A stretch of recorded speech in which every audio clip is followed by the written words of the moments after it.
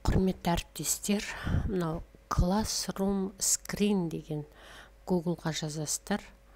Сөйтесіздер де мынандай онлайн тақта ашылады екен сіздерге. Астыңғы жағынан мынандай стрелкалар тұрады. Сол мынау галочканы басқан кезде мынау құралдар шығады. Сонда мынау қазір жасап жатқан рефлексиялар. Мысалы бағдаршам тұр, сол бағдаршамды басасыз. Мына шықты. Енді оны мына настройканы басқан кезде бағдаршамдардың түрлері шығады екен.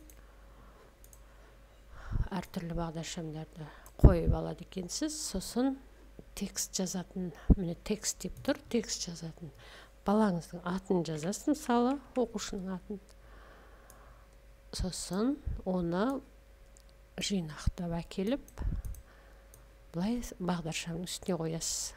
Демек, рефлексияны Анар осы бағдаршамды басу арқылы өзінің көңіл күйін білдіреді, рефлексия жасайды. Сосын сабақ арасында да, мысалы, уақытқа орындатам десеңіздер, мынау құм сағаттың таймерді бассаңыздар шығады екен. Минусты бассаңыздар, уақытты, мысалы, 5 минутқа қоясыз ба? Мысалы, 1 минутқа қоясыз. Қоңыраудан келген кезде балалар оқулықтарын алуды ұзақ уақыт шулап кетеді, осы уақытта таймер қойып 1 минут кетті деп басасыз. Осы 1 минуттың ішінде балалар оқулығын алып отыра қалады, экранда көрініп тұрады. Бұл да жақсы екен.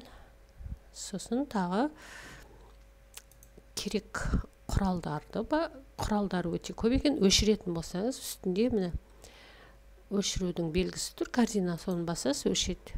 Егер мынау керек емес болса, мынау келес корзинаны басасыз, өшеді.